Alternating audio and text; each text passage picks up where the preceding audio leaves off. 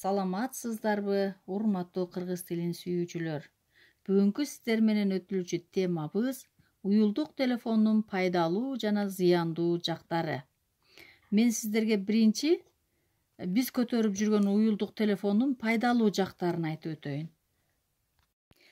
Чынында бул телефон зарыл жумуштарды дароо бүтүргөнгө, мүмкүнчүлүк түзгөнүнө көпчүлүгүбүз сүйүнөбүз. Ошондой эле үй бүлөдөн кабар алуу, алыстагы тууган урук менен баарлашуу, көптөгөн жаңылыктарды тез алуу, телефон аркылуу төлөмдөрдү жүргүзүү, көтөрүп жүрүүгө ыңгайлуулугу бул пайдалуу жактары.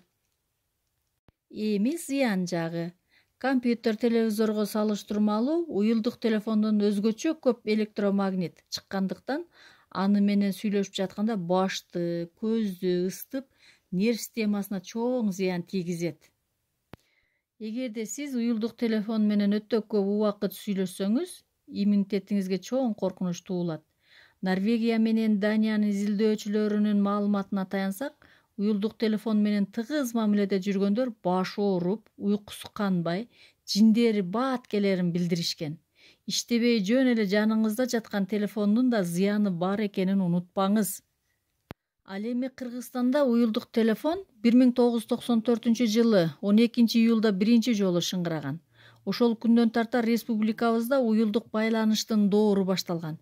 Өлкөбүздө уюлдук байланыштын алгачкы оператору Кател Кыргыз Америка телефону болгон. Дүйнө жүзү боюнча 3,3 миллиард телефон бар. Болжолдуу түрдө 100 адамга 158 телефон туура келет. Азыркы учурда заман талабына ылайык уюлдук телефону жок, жумуш бүтпөйт.